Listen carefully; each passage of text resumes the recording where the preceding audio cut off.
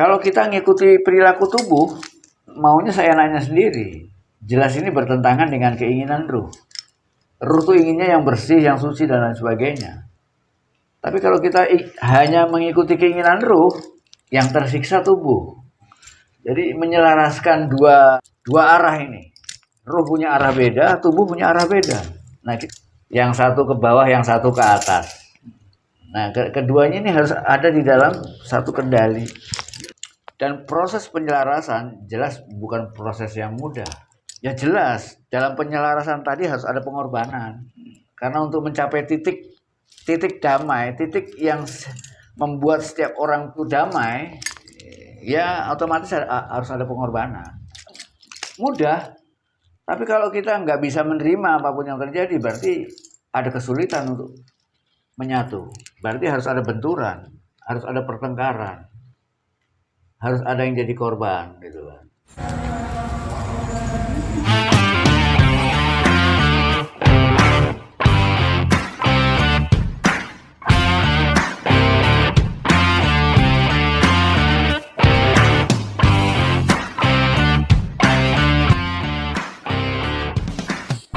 Salam satu hati para tandapan di mana saja berada.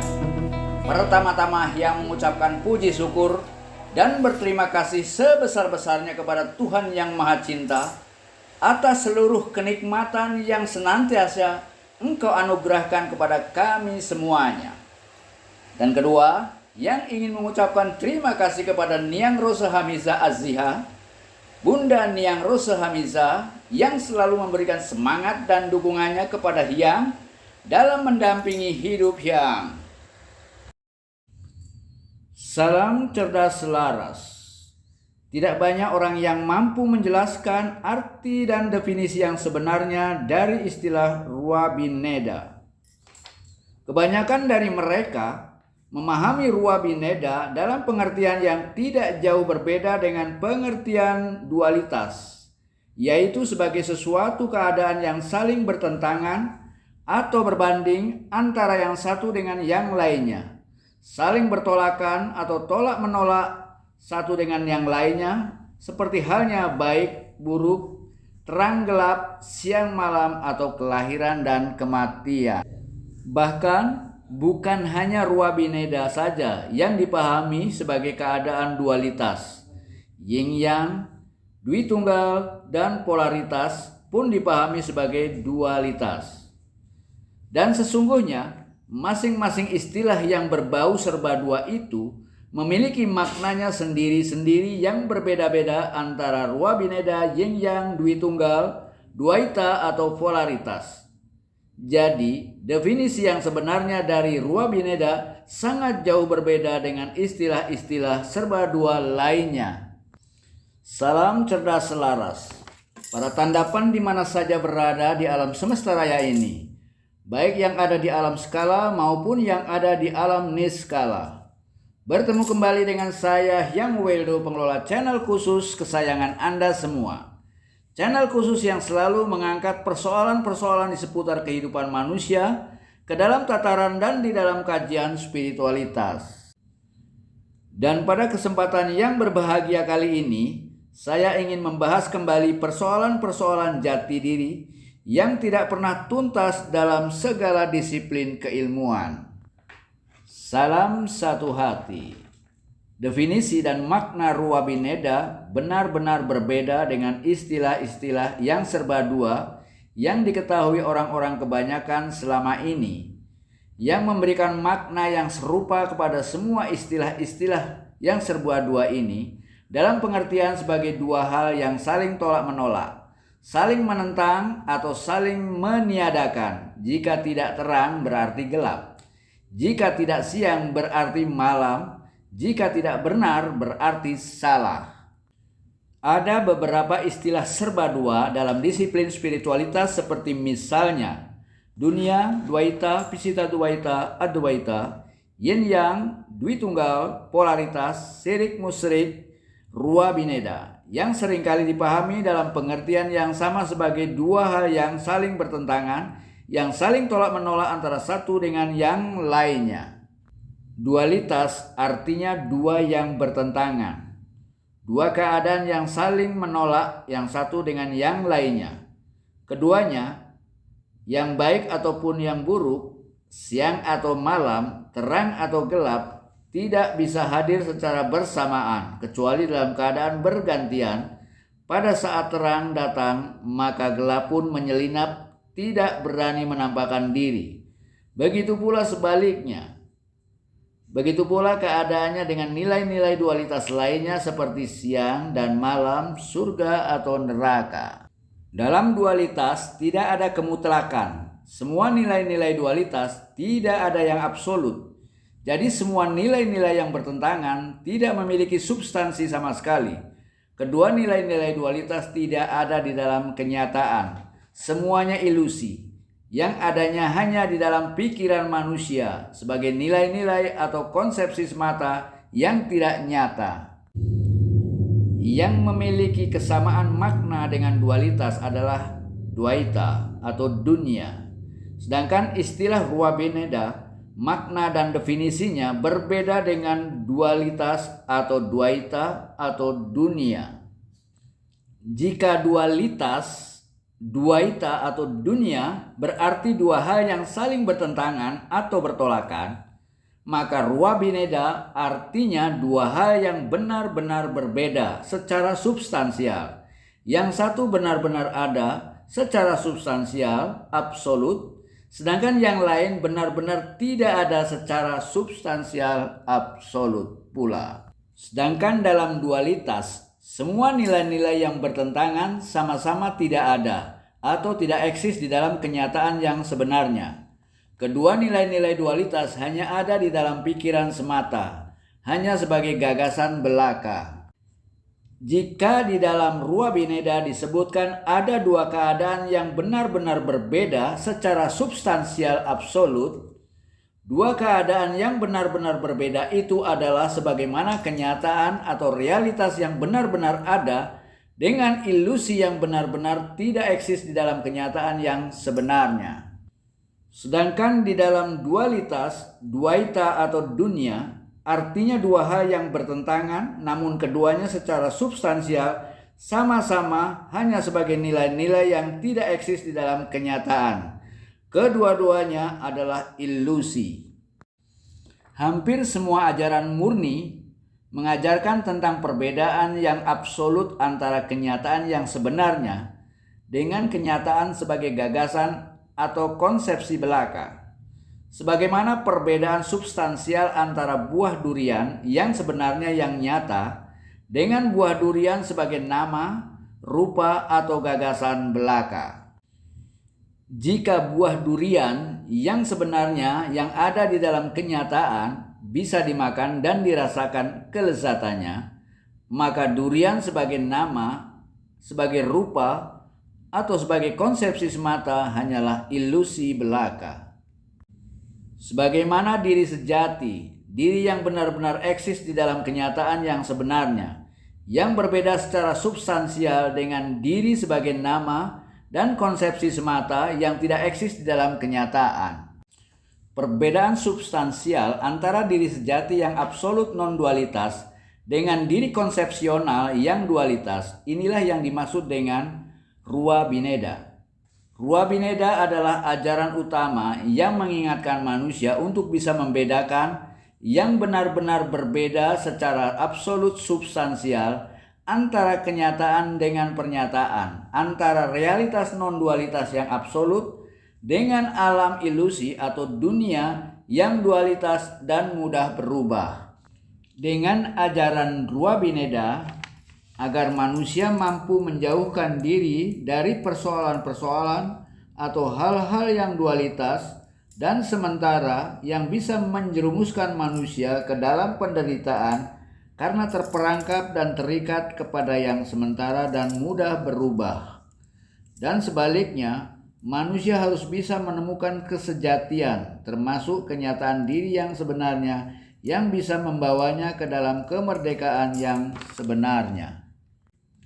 Bimbingan murni spiritual yang ada di dalam semua ajaran agama mengajarkan kita semua untuk selalu mengenal dan berpegang teguh kepada ajaran-ajaran non-dualitas atau tauhid dan selalu bersikap dan bertindak non-dualitas yang absolut, serta menjauhi sikap dan tindakan dualitas atau syirik yang bisa membawa kita ke arah penderitaan.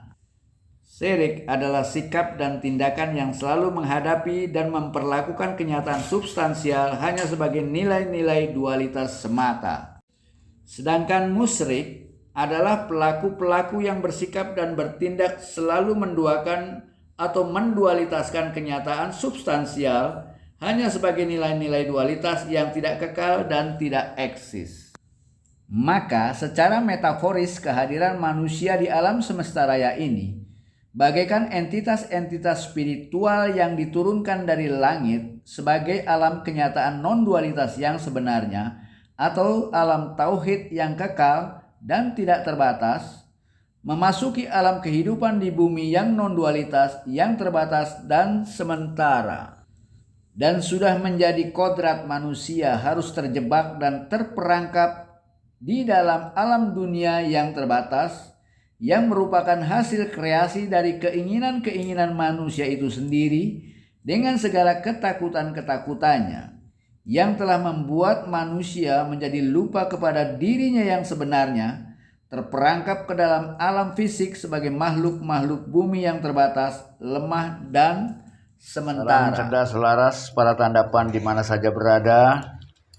Sebagaimana biasanya setiap hari Kamis malam kita berkumpul dalam acara S3 Sambang Sukmo, Sambung Rasa, Sumbang Roko.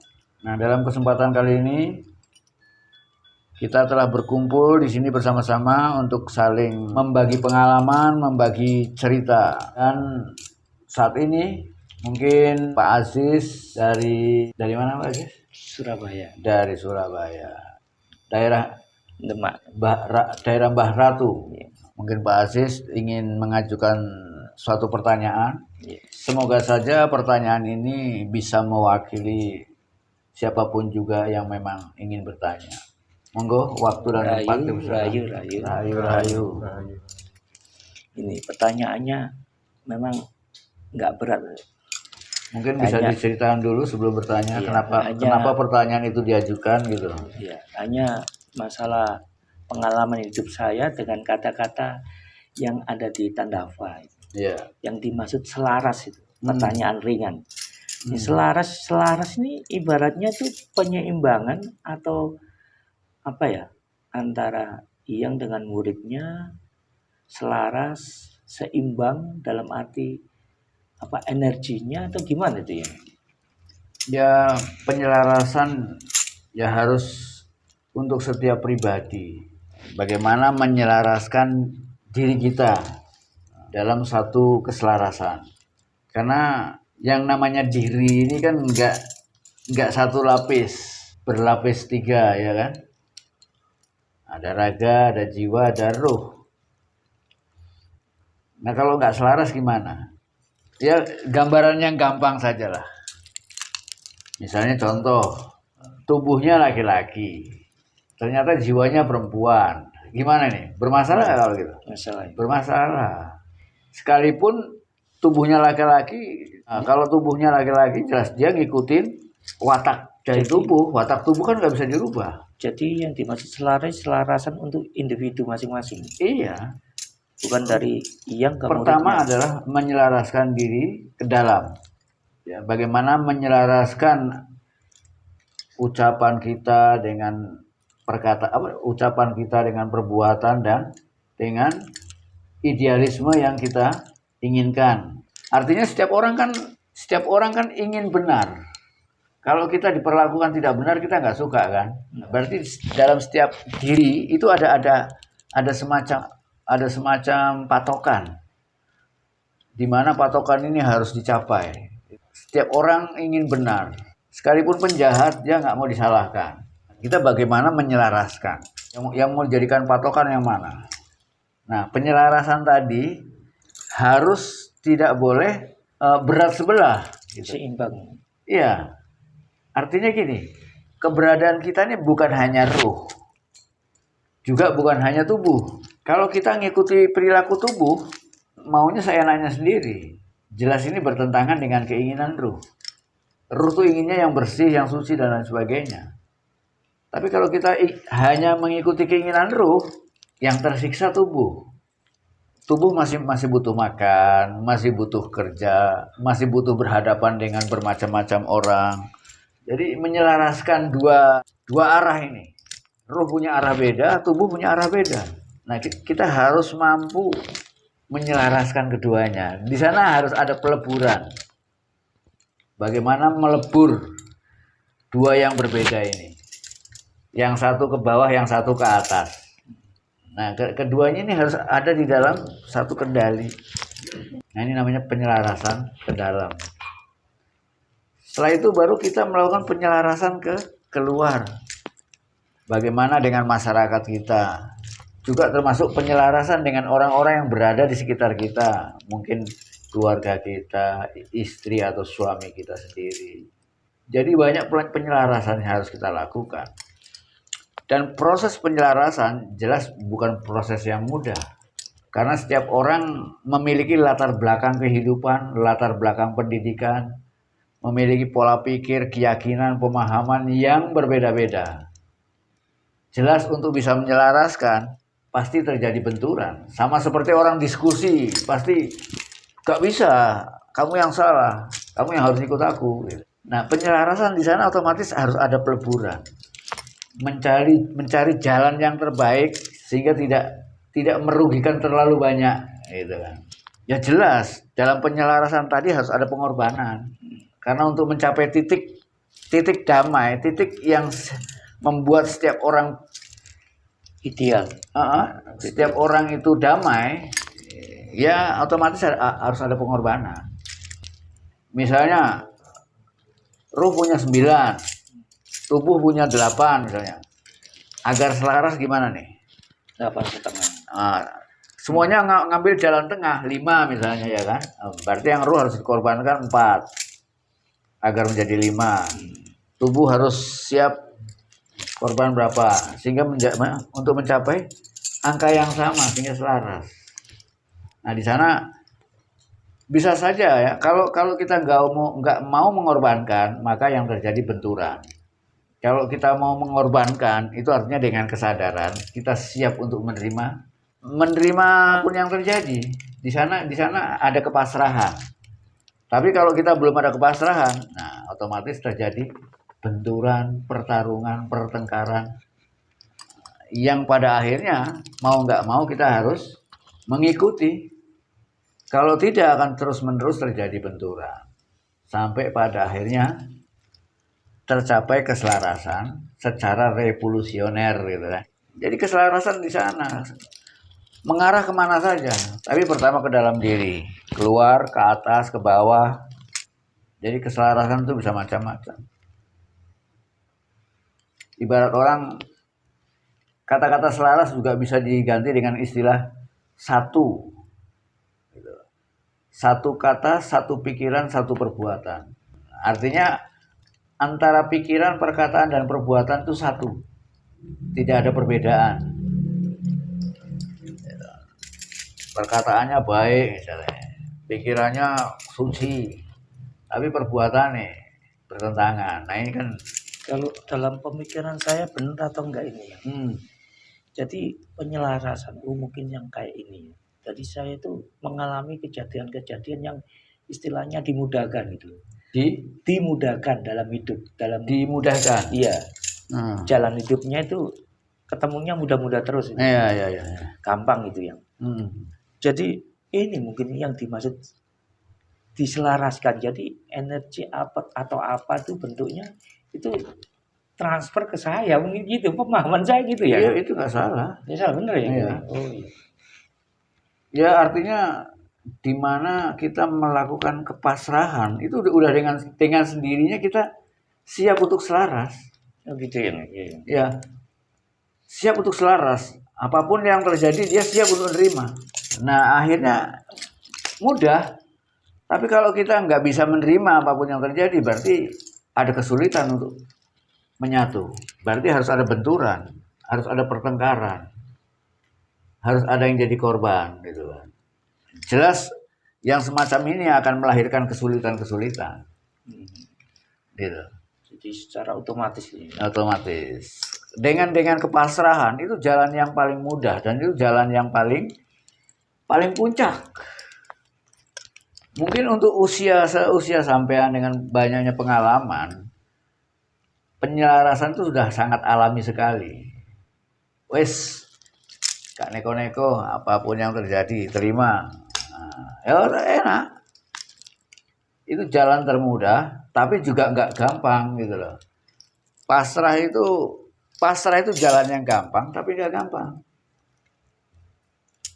Karena orang baru disebut pasrah kalau sudah berkali-kali berusaha gagal. Nah, gitu. Lah ya belum pernah gagal gimana ada pasrah? Ya, terima kasih ya atas penjelasannya. Ya, sama-sama. Bisa melanjutkan lagi yang satu tema dan ini enggak satu tema ya mengenai enggak satu tema juga nggak apa-apa, yang penting kebutuhannya sampean. Mengenai budaya pancaan beton pribadi itu ya, yang saya pernah lihat itu ada bubur merah, putih, ada 5 warna itu, kemudian yang lain-lain. Nah itu sebagai cerminan apa ya? Apakah itu sebagai sarana kita untuk mengenali istilahnya, kalau orang Jawa bilang itu sedulur papat, 5 pancer itu, atau gimana ya, dengan sarana itu maksudnya apa? Ya. Dengan melakukan ritual semacam itu banyak hal yang disampaikan oleh adat budaya yang memang sengaja dilestarikan agar ajaran-ajaran tersembunyi itu tetap lestari, sehingga orang-orang bisa belajar lewat ritual-ritual yang kita lakukan. Karena ritual-ritual yang dilakukan bukan sekedar ritual, karena ada pesan-pesan di dalamnya. Dengan lambang-lambang, simbol-simbol, dan apa namanya? Sarana yang istilahnya ada sistem di dalamnya, ya. Ada keterkaitan antara satu sarana dengan sarana yang lain. Di samping dia juga sebagai yang bisa menyebutnya kita sebut sebagai coding, ya.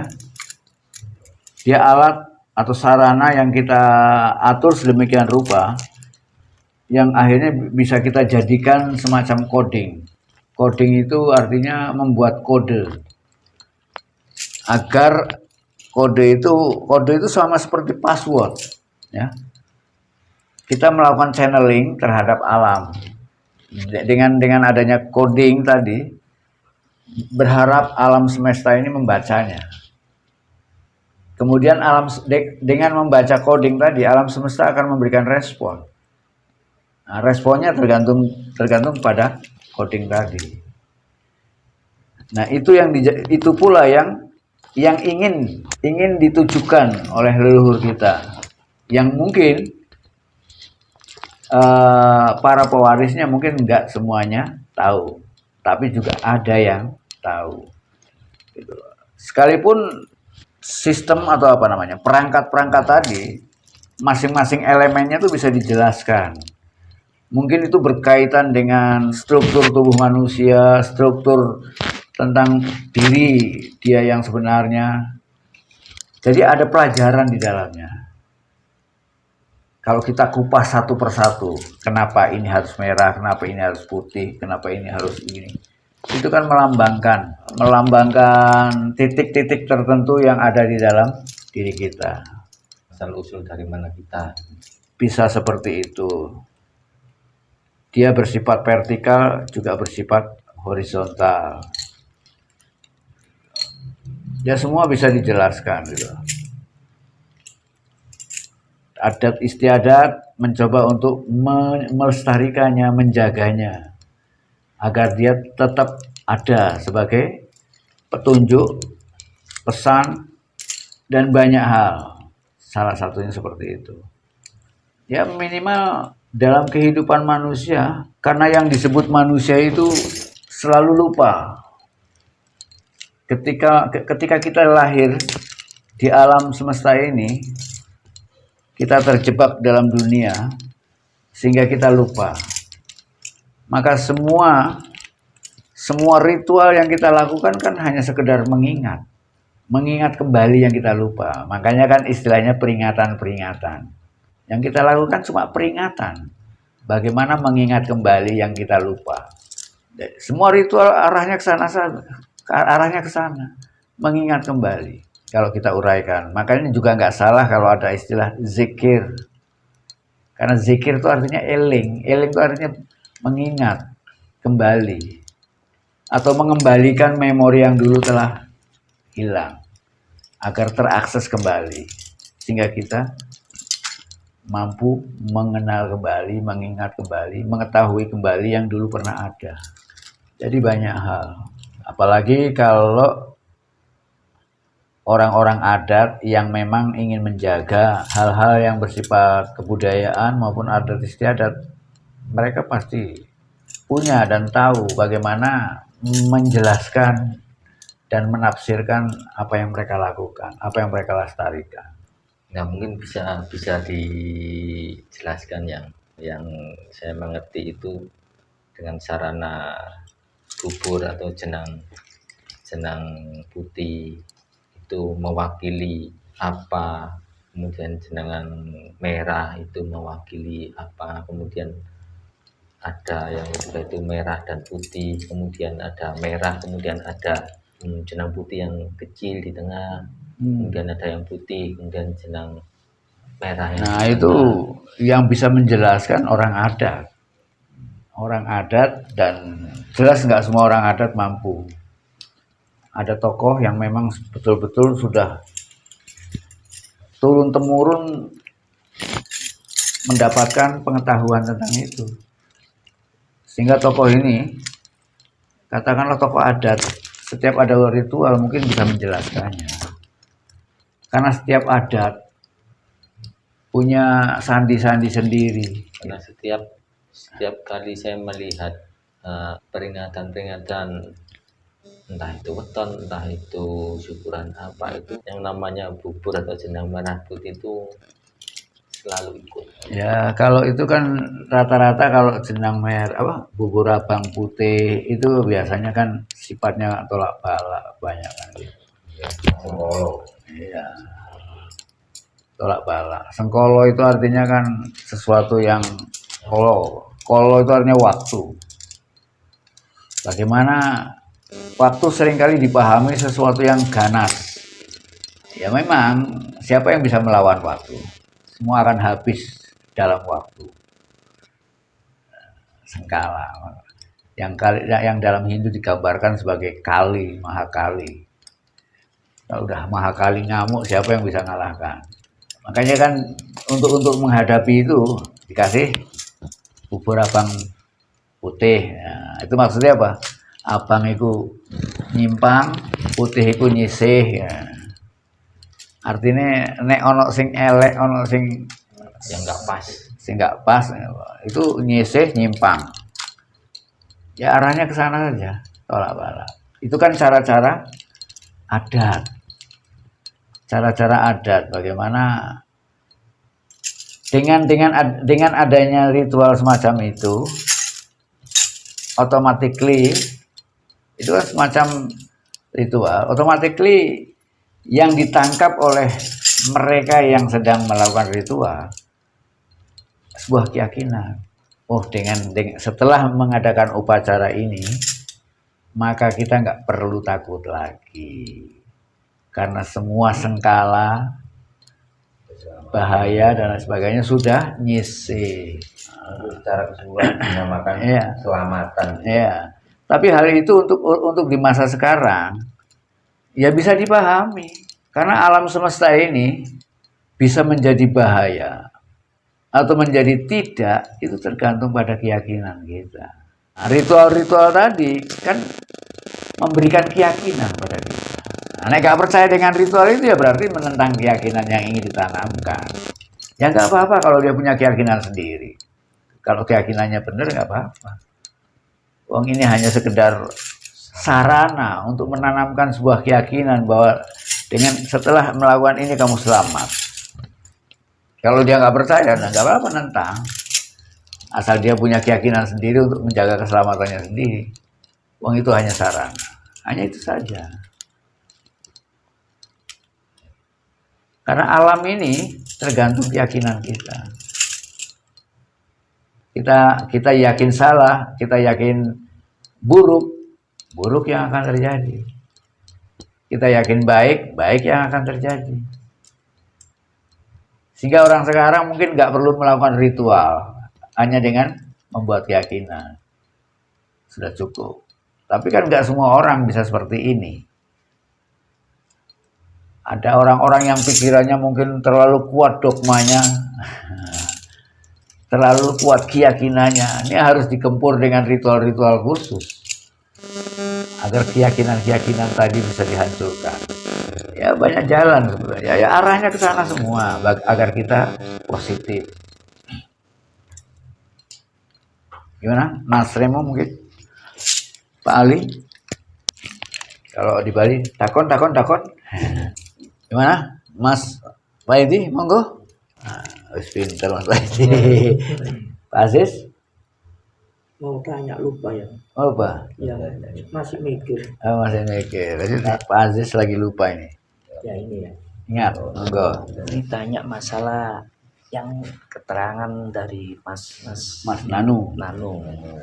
Ini kata yang tadi mengatakan bahwa manusia terperangkap di dunia ya. Terperangkap di dunia. Dari tadi saya mengartikan kata-kata itu kurang, maksudnya terperangkap di dunia itu berarti terjebak di dunia itu ya. Betul. Terus sebelumnya manusia itu di mana? Yang gitu loh ya. Ini pikiran saya seperti itu. Jadi sebelumnya manusia di mana kok terjebak di dunia itu ya?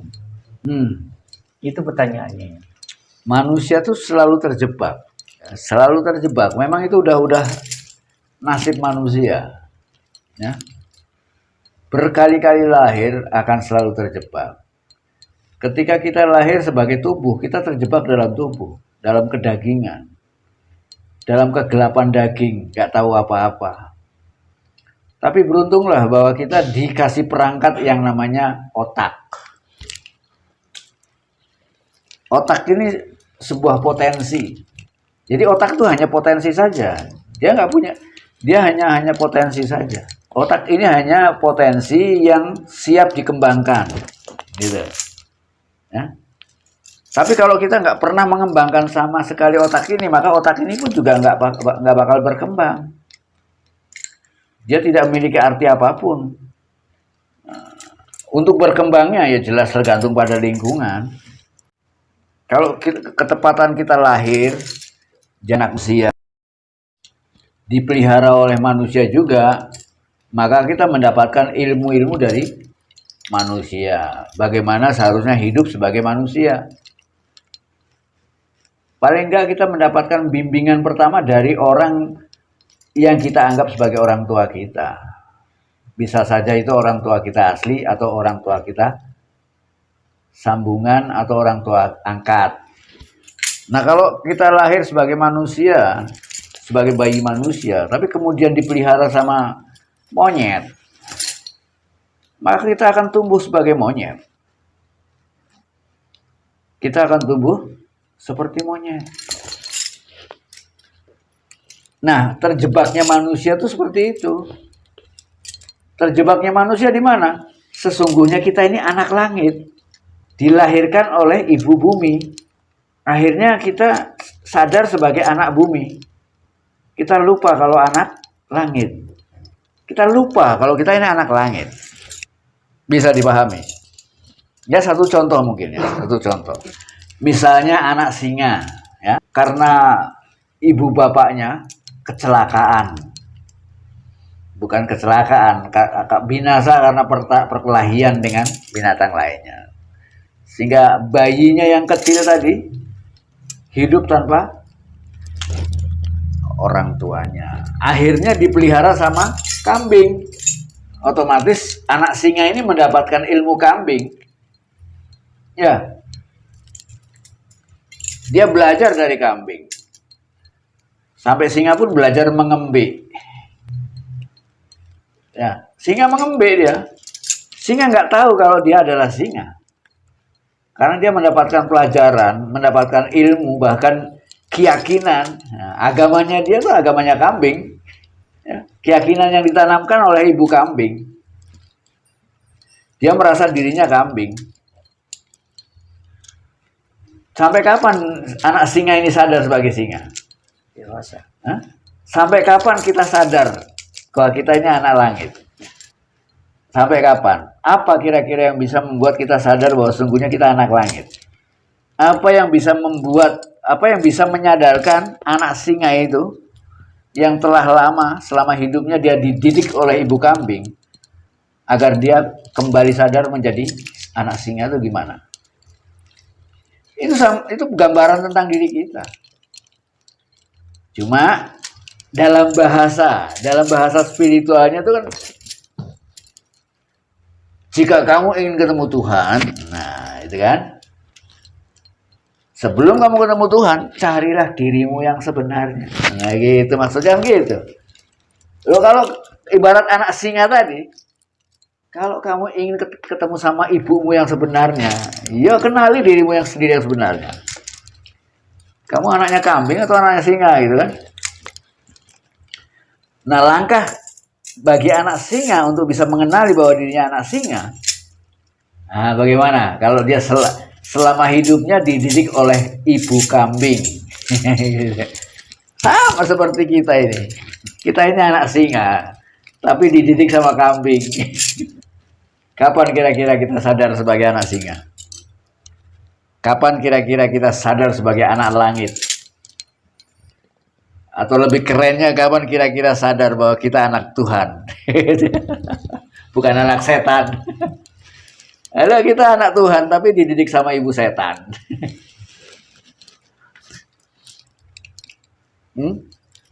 Apa kira-kira yang bisa menyadarkan coba?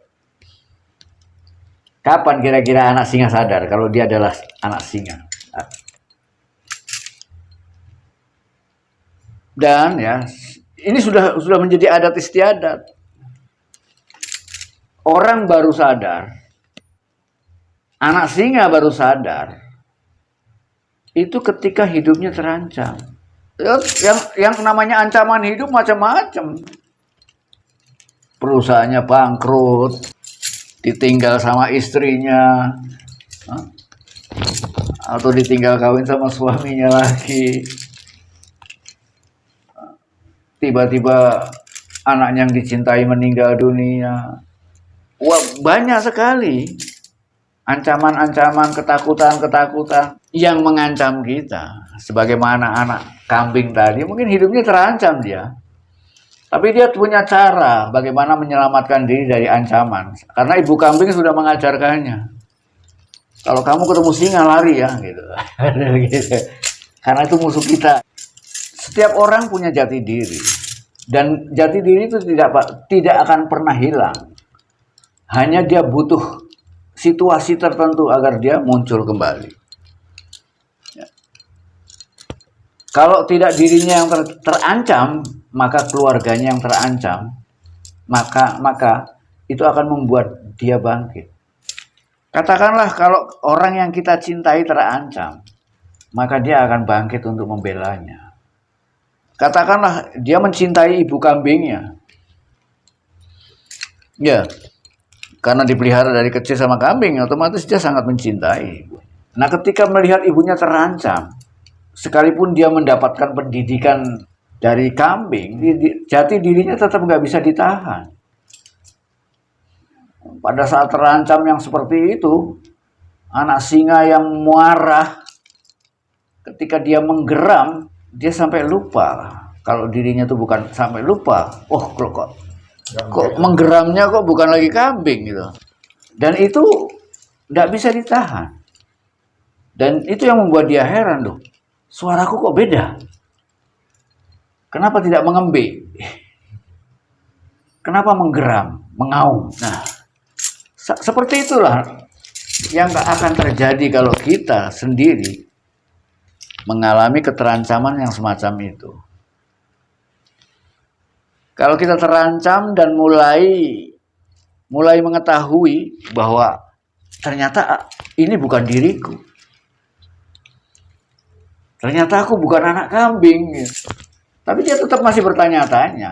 Anak siapa sebetulnya? Inilah langkah pertama. Bukan langkah pertama. Dia terpicu untuk mencari siapa dirinya yang sebenarnya. Nah, perjalanan selanjutnya hanya perjalanan yang semakin membuat dia yakin bahwa ternyata aku memang bukan anak kambing. Aku betul-betul anak singa. Sampai dia ketemu singa, akhirnya dia tahu, oh ternyata aku sebangsa dengan dia, sekelas, setaraf, selevel. Jelas untuk meyakini bahwa dia benar-benar anak singa dan bukan anak kambing, butuh perjalanan, butuh langkah-langkah, butuh kesaksian orang lain. Ketika dia menghadapi kambing yang lain kok takut gitu loh. Loh kok takut sama aku? Karena kambing yang lain melihat dia singa. Dan semakin dia bingung, oh, kok takut sama aku? Kalau dalam satu keluarga nggak takut. Sudah terbiasa. Nah, sudah terbiasa. Jadi seperti itu, Pak Aziz. Ya nggak jauh beda dengan keadaan manusia. Semuanya nggak sadar kalau anak langit. Kita hanya tahu sebagai anak bumi. Bahwa semuanya adalah anak Tuhan. Tapi kita baru sadar sebagai anak setan. Kita anak Tuhan apa anak hantu? Ya, terima kasih ya. Mas Remo?